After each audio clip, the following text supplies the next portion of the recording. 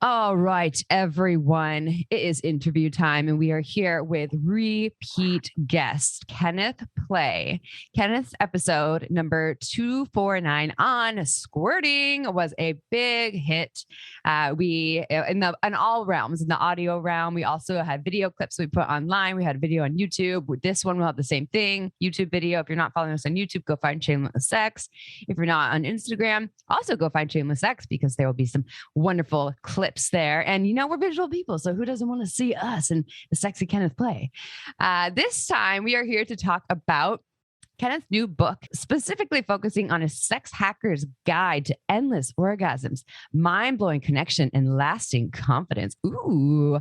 And we love sex hacking, and we also love the journey. But for a lot of folks, we don't have a lot of time. We're like, let's get to it. So Kenneth made a whole book about that through a lot of his experiences and teachings and learning. So let's dive in. And so Kenneth, you've already done this before on our show, but can you tell our listeners about how you got to where you are today in the field of sexuality? So I'm going to give you a short version of a long story, but I'm probably the world's most unlikely sex educator person who's uploading video onto Pornhub and teaching people on squirting.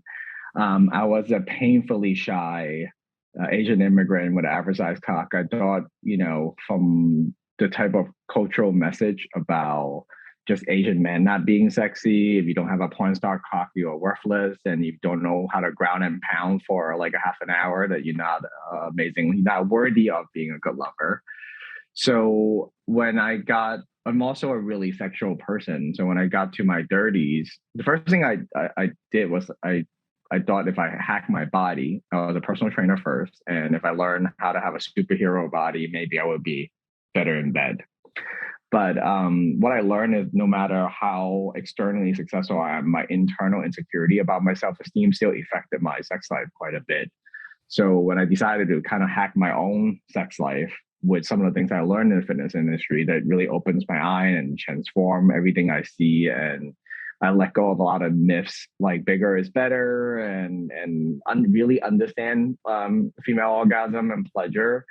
And then it's actually true. If you build it, they will come. So if you acquire the competency of pleasure and how to really deeply connect with someone with the right level of intimacy, the right sensation, the right skill, the right technique to the erotic context, if everybody's aroused from their brain to their heart to their body, it really creates remarkable sex. And I think I am a example of someone adapting a growth mindset to sex and really changed my life in so many ways. Yeah. And we're so excited to talk to you about this new book because the title is incredible. So I can only imagine. I haven't been able to read it yet because it's new. So let's talk about Beyond Satisfied, a sex hacker's guide to endless orgasms, mind-blowing connection, and lasting confidence. What inspired this book and who is it for? Well, I first started because I'm part of a sex positive community called Hacienda. We do education events, do sex party, etc. I started teaching there, and I got a really positive response because I teach like a personal trainer, which some people are not very used to that format. So I do like a TED Talk like lecture, and then I do a demo, and then I have everyone do it like a acro yoga class partner style.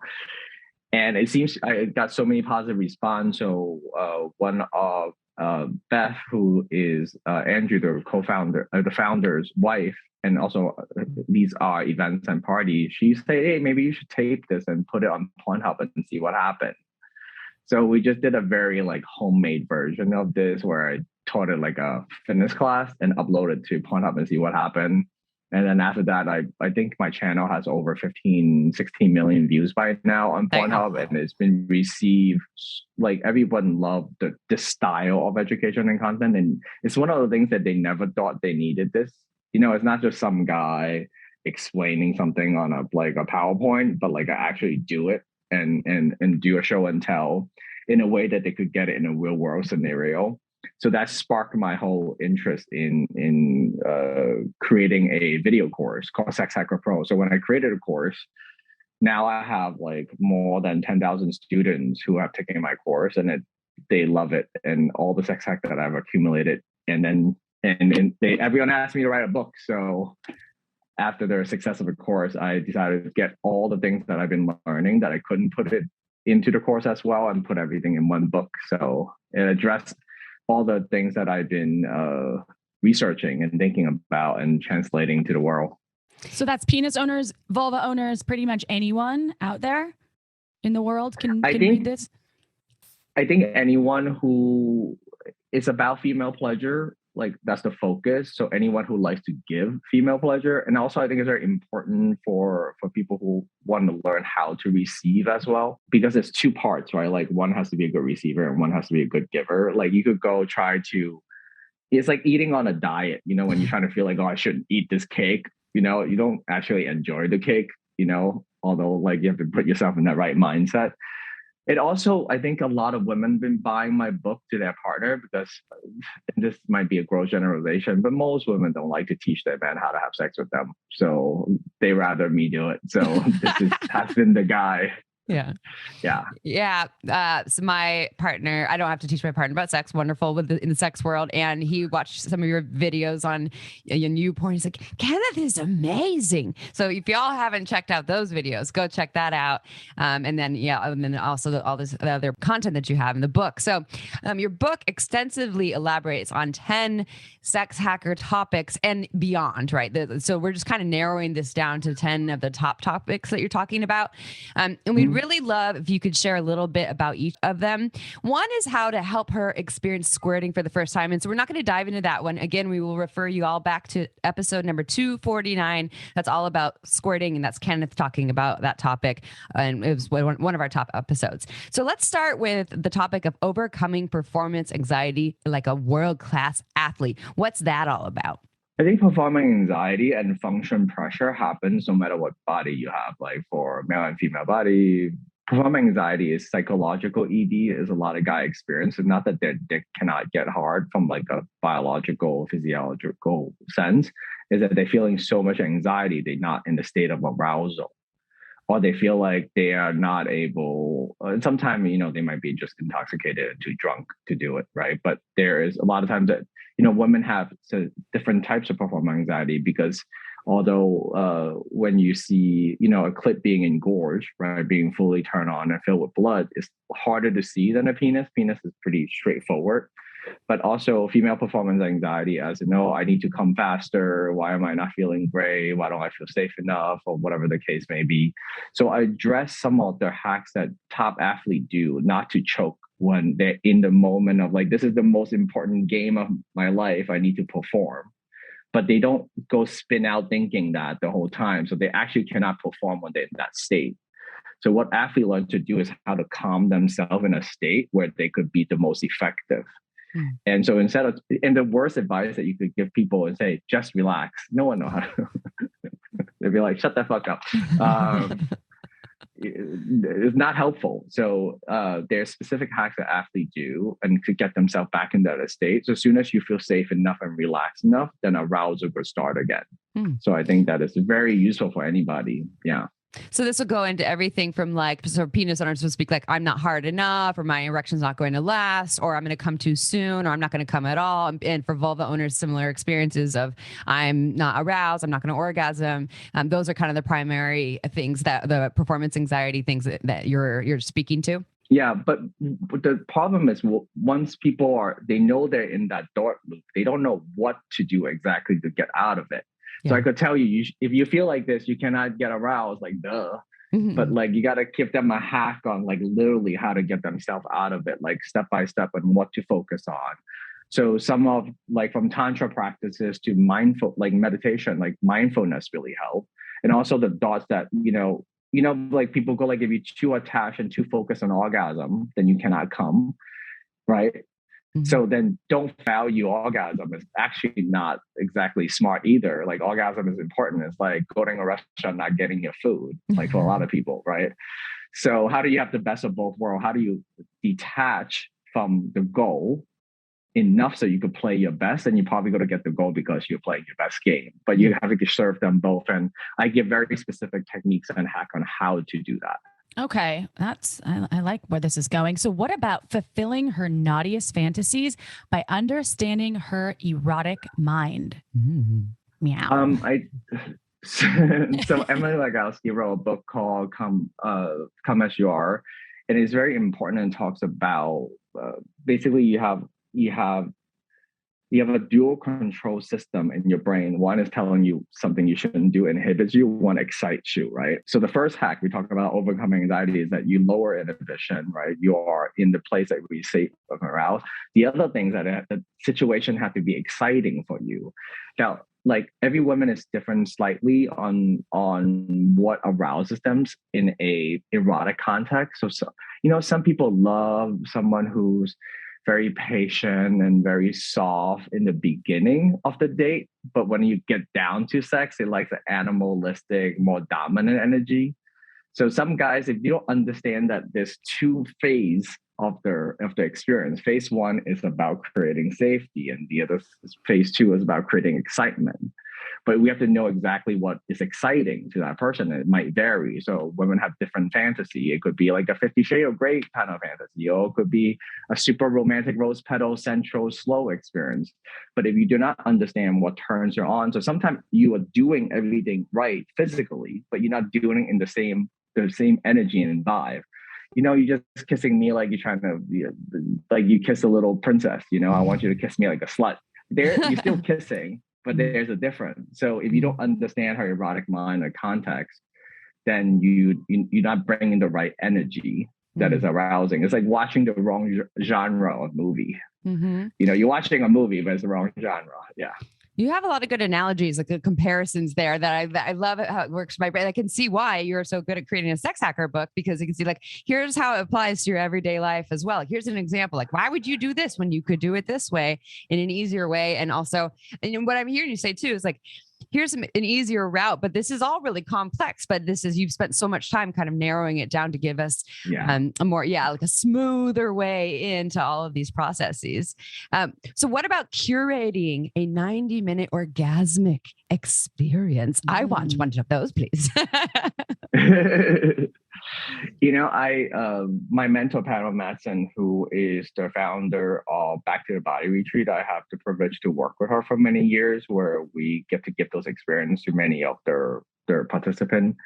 And it's really focused on female pleasure and education and feeling safe and sometimes overcoming trauma. But what I have learned from that experience is that the orgasmic landscape for female bodies is so vast. And it's not like about having one orgasm. You could have endless amount of orgasm throughout that experience with peaks and valleys, but you have to learn how to serve those waves. So when it comes to those orgasmic positive sensation, it's kind of like the ocean, and it will come when it comes. You can't force it. Like, you have to be with the ocean, but you also have to teach the person how to ride it, right? Do all the big peaks and valleys. And there's specific techniques that works really well. But when I talk about curation, it's about every aspect of that 90-minute, is from the environment to the right music, to the right context, right tone, to the right state that the person needs to be, to sort of the buildup you have. Like when you go to a omakase Japanese restaurant serving you sushi, they're trying to take you on a journey on each pieces, and the amount of salt level, like it escalates. So you kind of have to learn how to curate the experience. And I go over different techniques on how to, it's like a circuit training, like you do push up, then you do a squat, then you do a pull up. So you could start with one sensation that induce an orgasm. Like, just say you're doing penetration with hand stimulation to the clitoris, you have orgasm. And then you could go from that to like an android and a vibrator. As long as you change it up, your brain still feel continuously excited. So you kind of could rotate orgasm. Yeah. You say android? You could rotate android. Yeah. The stainless steel. Yeah. The android pure wand. Yeah. Oh, Pure Pleasure, everyone. PurePleasureShop.com. Go get the Enjoy Pure Wands. Great for the G spot. 15% off with coupon code ShamelessX. All right. Anyways. So you could rotate all different toys, to different type of sensation. You could go from something softer, like if your first orgasm is more of a gentle one, then you have more rooms to build over time, and you could rotate one nerve ending to another. Because I was very lucky during the pandemic. Back in the fitness industry, I used to like read all the the studies on exercise science, like how much should you rest between sets, and how often you should work out, and how often you should do legs, and etc. Right? Then you kind of come up with a training program based on those research. But when it comes to sex, we really don't take a lot of the research and turn it into protocol. We just have findings, but no protocol. So when during the pandemic, when I was writing this book, I actually could reach the researcher because they're not in that lab, and they would talk to me about their science. And I really go like, okay, if I understand you correctly about what you're trying to say, can I apply this science like this and create some utility out of it? And one of the most fascinating things about the neural layout, meaning from your genitals, so you're from your clitoris to your G-spot to your A-spot, your cervix, all those nerves, right? Most people think of it like, oh, Americans really like to isolate things. I'm a vegan or a carnivore, so I'll have a G-spot only orgasm, right? But the brain doesn't quite interpret like a single location. It's just that this is the full keyboard, right? Of new notes that you could play. If you keep change up the songs, it keeps responding. So this is a very important finding, is that like, don't be boring in bed is actually key, right? But you don't want it. But once you find a way, don't fuck with it. Like, go with it until it's over. It's like the most frustrating thing is some guys doing something to you start to feel good, then they decide to do something else. It's like the most annoying thing. So catch one waves at a time, but the next one will come when you do something slightly different. So how to turn all that science into a 90-minute experience is what I put together. It's kind of like a sexual playlist. When I'm working out, I have my playlist, and some songs kind of bring me down and I want this next song to come on. And some of them I love, and I just get into beast mode, which brings me to the next question, or not the next question, but the next piece of this book and part of the 10, which is fuck like a beast with any size cock. Yeah. Yeah. You know, being an average penis owner myself, I have done, this is how I see the world. When we come to sex, there's this myth that like life is a basketball game, the taller, the better, right? But there's not.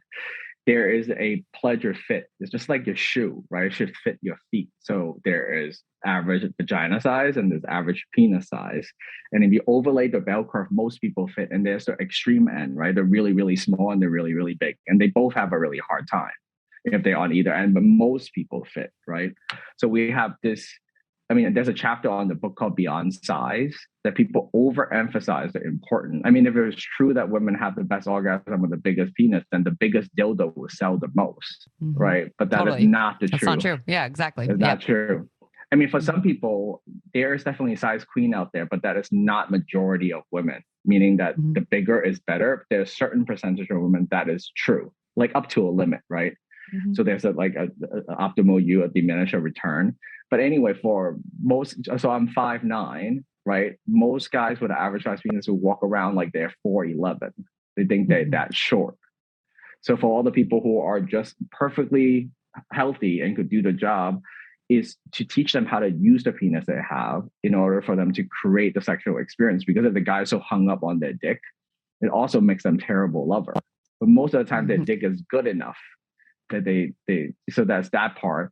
And then so that's their own relationship with the size of their penis, and all the other things like the angle of entry, what sensation are you trying to create with your penis, vary so from like the stroke value, the travel, how deep you going, to the rate of doing it, and to the angle you're doing it. If you understand all those things, you could actually curate a movement pattern that stimulates her vagina, her clitoris in a way that feels good. So if you could calibrate until it feels good, just like salting your food when it's just right, then if you could keep that motion up and have some rhythm, it usually creates way more pleasure than just thinking you need a big cock and jackhammer away.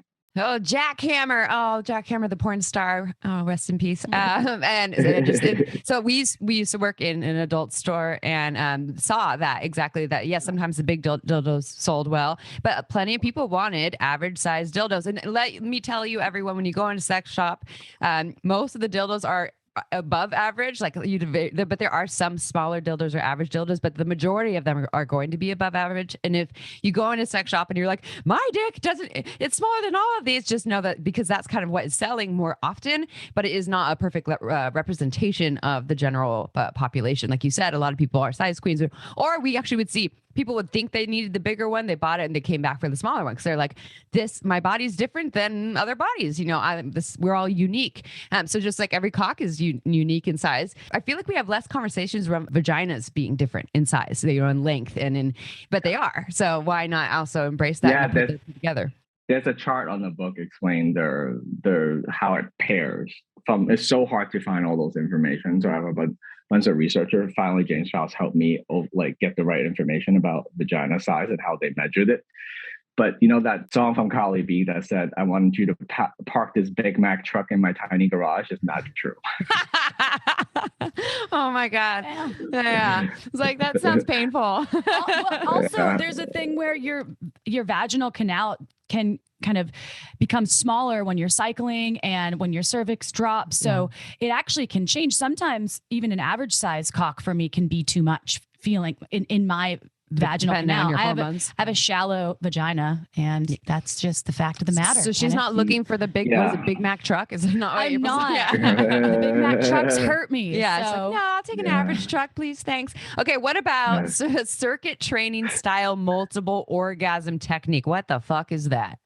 That's what I mentioned earlier on the circuit training, as in, you do one sensation. So you just say you do a hand squirting motion, induce an orgasm, and then you go to penetration with a vibrator, then you go to anal bondage spanking. So you just keep rotating things to keep the brain excited and providing a new stimulation that is pleasurable. Then you could actually keep coming if you keep the game exciting. Yeah. Just like when you go to a good restaurant, every dish course is delicious. You somehow find the room. Yeah. Speaking of the foodie over here, I'm pointing at April. She's like, I know what you're talking about. Yes. I'm like, bring another course, please. I'm salivating. Yeah. And her pussy got wet. That's a great analogy. As Amy said, you have wonderful analogies to really help my brain put all these pieces together in a way that I can understand. And the circuit training is great because I am an avid person that likes to work out, and I understand the buildup, and I get bored. You can compare sex to workouts so easily because it's similar. And I get bored. If I did the same workout over and over and over again, I don't think I would even continue to work out. Same with sex. If you're just missionary style or doggy style, time and time and time and time and time and time again, you might not want to even tap into your partner. If it's a long-term partner, you might be like, fuck that, dude. I'm so tired of the missionary. Can we please switch it up? Like, swing me around, like use that Big Mac truck in my little garage. Or some anal. Yes. So I like this circuit training style mentality or thinking about it that way. So, or the coursed meal as well, Kenneth. Way to analyze that. Analyze that. Analyze that. What about this? Unlock all her erogenous zones, C, A, P, and G spots plus anal. What are these? So I was lucky to talk to other researcher and really understand the neuroanatomy. And I have such detail, and it's never been made before in this detail. So I did a lot of the comparison between, and those are all custom diagram. So he's holding up his book, everyone. So go to YouTube if you're into it and check out, or just buy the book and check out all of these illustrations.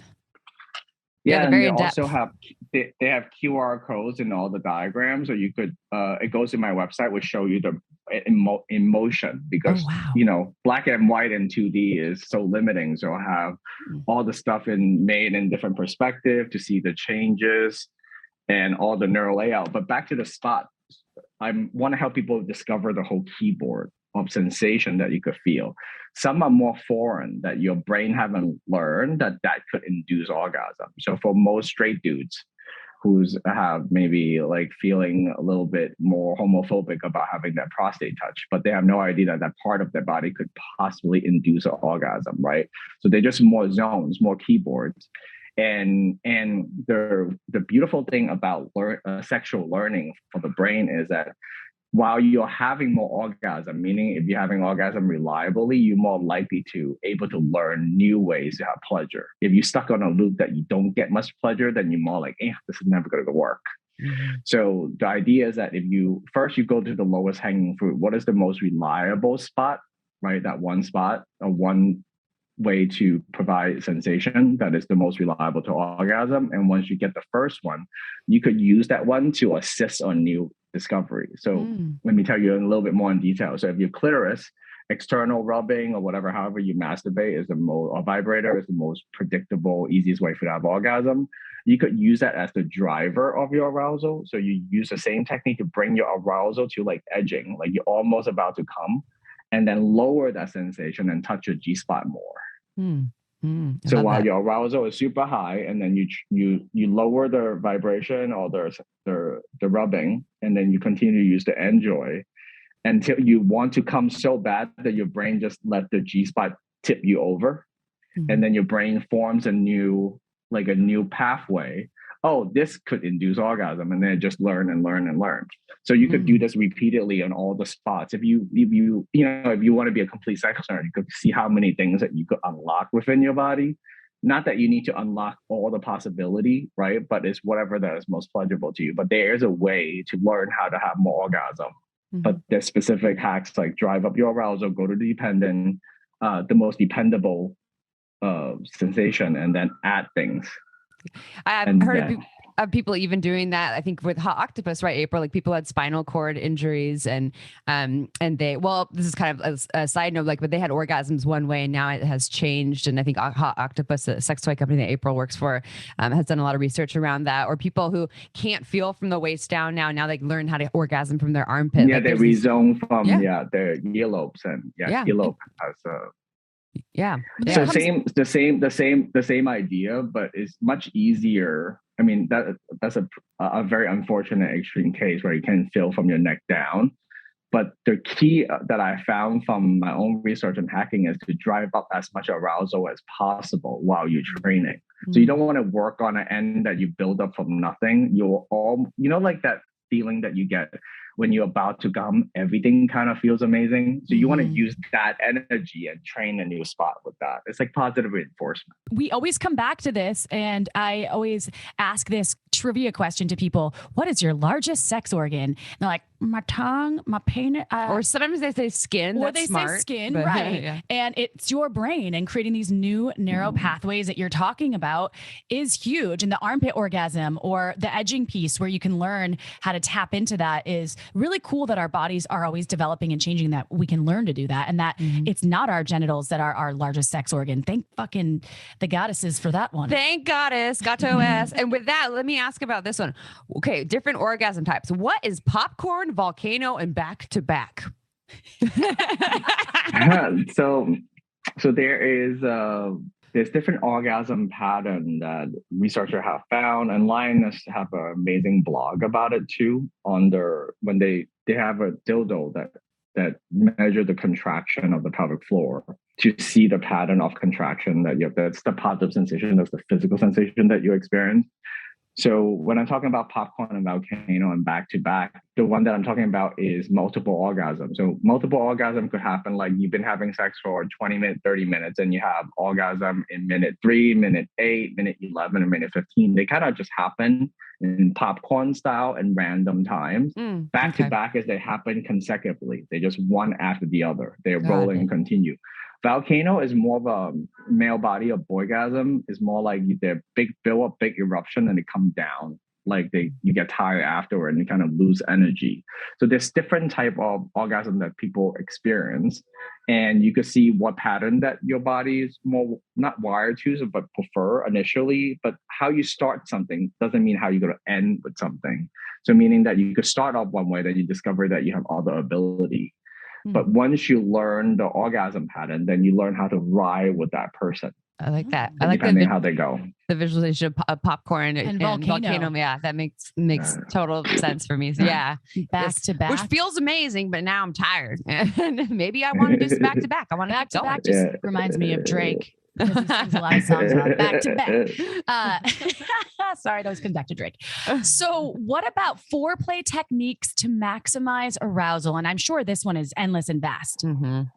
I spent quite a bit of time talking about consent and negotiating sex. I think one of the fundamental rule, and this might be slightly off topic, is that the golden rule is that you should have your partner's best interest in mind. That should be the first, like their well-being above all, not your desire to get laid at that moment, not anything else. If you do that, then you could create a safe container for arousal to happen. If that's not the case, then it's actually literally not safe, right? So creating that safety is really important.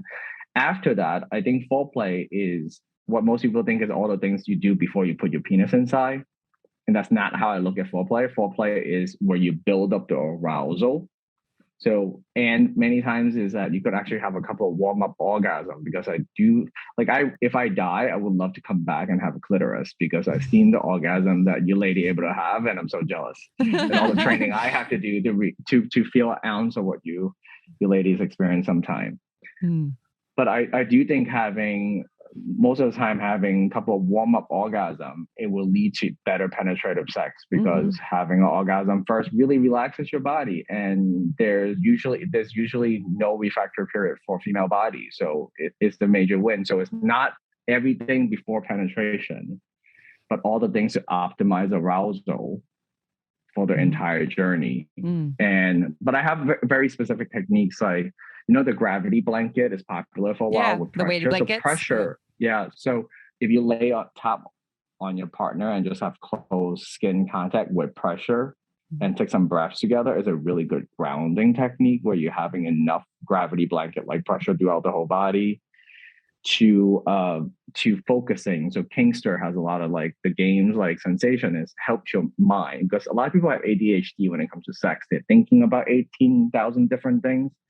So certain things like how do you ask someone to pay attention? So and then you literally tell your partner, I want you to pay attention, and pay attention to where my finger is tracing on your body. So you just give them something to focus their mind, so they become more mindful in the moment, and then they anticipate your sensation to, like, I love a warm-up technique. I have warm coconut oil where I'm slowly dripping drops when someone is blindfolded, so they pay attention to the warm sensation hitting the skin from different places. That's a great mindfulness hack to kind of make your world a little smaller, so you're in your body. So foreplay to go from warm-up orgasm to just bringing the present into the moment.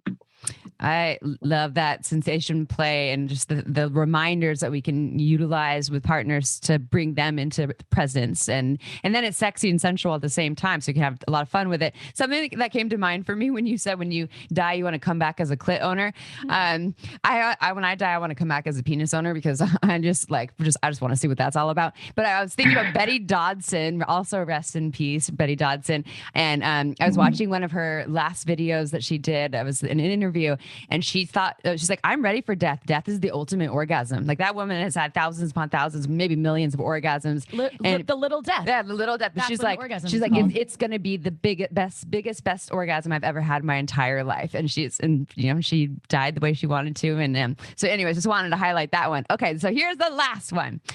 Aftercare to make her feel truly cared for. In the beginning, we talked about like the safety beforehand. Now we're talking about, after with the playtime. Can you share a little more about that?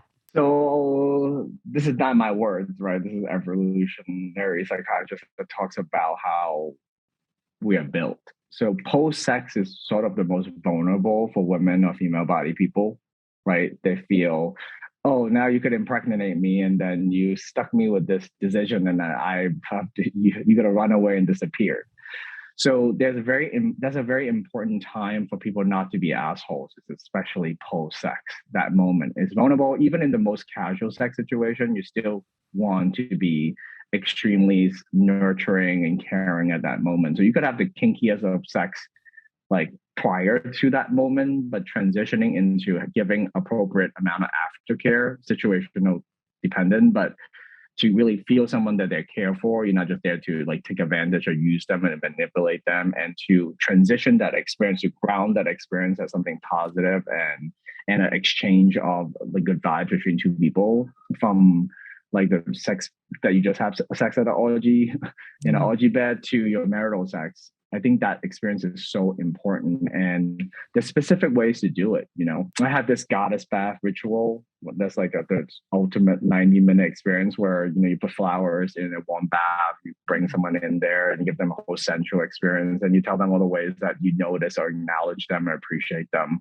So you could take it to a very high level for Valentine's Day, or just simply like someone might have some emotion post-sex that you don't know. You don't need to investigate. You're not an investigative journalist. You could just hold space and just be comfortable with the feeling that is coming up and not make it about you. Mm-hmm. Is also very important. So it could be very psychological hacks to very physical, just providing things. One of my favorite things to say to a partner is after sex, when they're in the space where they're so relaxed and they just have all the orgasm, like naturally they just go like, oh, this is the space where they cannot defend if a wild animal came into the room, right? Like they're in that state. And usually you would catch them have a moment they feel like they need to get back to management Inc. They need to do something, right? I need to take care of something, and they get in that mode and they don't allow themselves to relax, feel safe. So I say, don't manage anything. I got this. It's the sweetest things you could say. Just stay in your body. You just made my pussy so happy when you said that. My pussy was like, yes, thank you.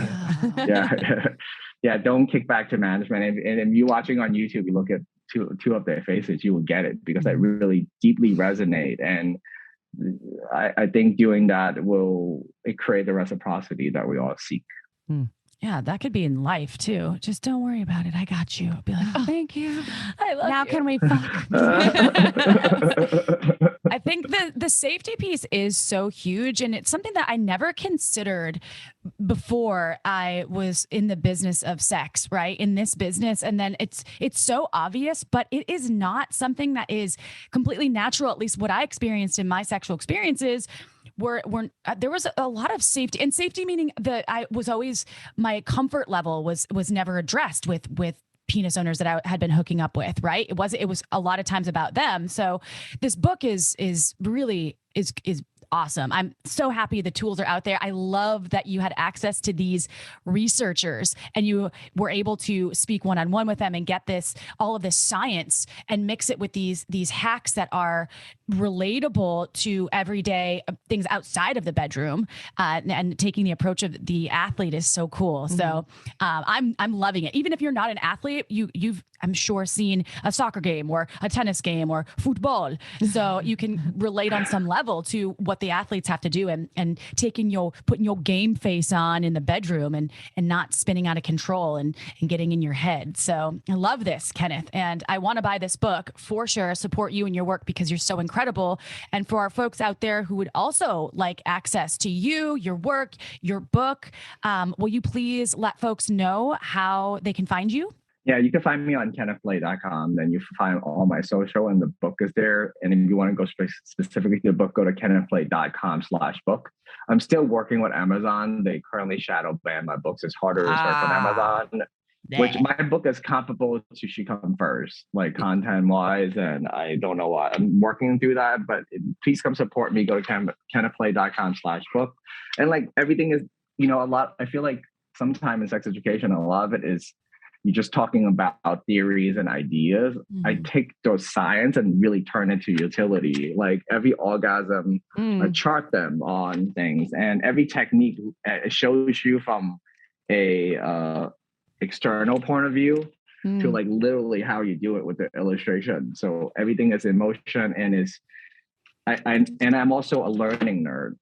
To me, most people don't want to be better sex educated. They don't want more information. They want to translate the learning into the bedroom. Mm-hmm. And I have dedicated myself on this book to not only give you the information, but help you turn this information to utility so you could experience the pleasure that we could all experience in your body. And one of the things I learned is when you're generous to women, they are 10 times more generous to you. And I hope men just get this. If you really are generous in the bedroom, you will get you will get the best blowjob and any fucking you ever could possibly dream of. But everybody wins. Be generous first. Yeah. I can just imagine it in the bedroom on a bookstand next to the person you're hooking up with, the vulva, and you're like, hold on, wait right there. Kenneth says I have to angle this way, position this way. And the diagrams are helpful, just you holding them up. I'm a visual learner. So and there's the QR code thing. That's really cool that you can go and actually see like interactive pieces online. And in motion. Yeah, in motion. And I could update them. Yeah. And then that was the vagina to penis size and how it compares on the average. Oh, interesting. And, you want to hear something really kind of like, it's a quick thing that I discovered. I just find it really fascinating. You know why bigger penises and bigger boobs and hip to ratio works for humans' mind?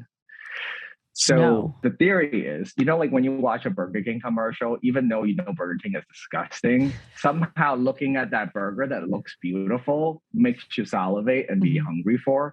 So we have this type of visual trigger that tell us what good is. And is it basically do a visual system that we associate. It has nothing to do with how it actually make us feel, but we associate certain visual cues to be more pleasurable is how we are wired. So a lot of those bigger is better myths or more curvy. Like now on Instagram, every butt is like ridiculous. And there's a like trend, that's not real. But it's hacking. But it's hacking our visual system. So it does not equal pleasure. I think that's what people really need to understand. So just because how something look or hijack our visual system. Just like your phone hijacking our attention system by giving you tons of notifications doesn't necessarily is good for you.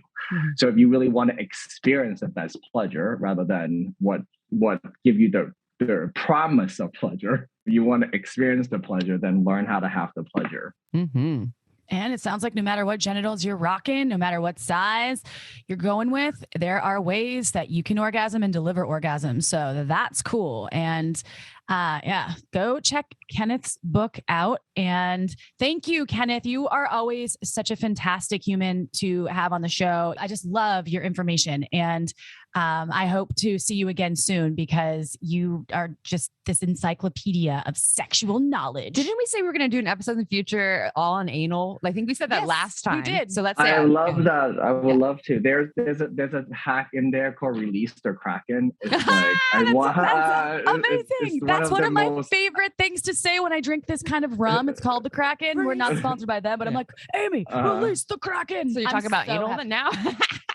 Oh my God. I also have this move called the assassin. Oh, that kind of. Oh my God. That's hot. Oh, wow. It's a hand in an ass. I hope you all are watching this on YouTube because you can get a little taste of some of the diagrams in Kenneth's book. Or just go get the book. Well, we'll have you back for sure. And thank you. Thank you so very much. So much gratitude for you. And so much gratitude for all of you shameless sex revolutionaries listening each week, or sometimes maybe you tune in once a month, whenever you're tuning in. If you can just go ahead and give us 5 stars on iTunes. We read every single review, and all this does is help more folks out there find people like Kenneth Play and his work, and it helps more people have better sex and more amazing sex and love their genitals and love themselves. So please go ahead. If you don't want to write a long review, you don't have to. You can just give us emoji or the fucking squirt emoji. I don't care. I will read it, which I don't really read emojis. I just look at them, but I like them. So thank you so much. We love each and every one of you so much. Okay. So much. Forever and always. XOXO. All right. I'm done with that. All right, y'all. We'll see you next Tuesday for another episode of Shameless Sex. Ciao for now.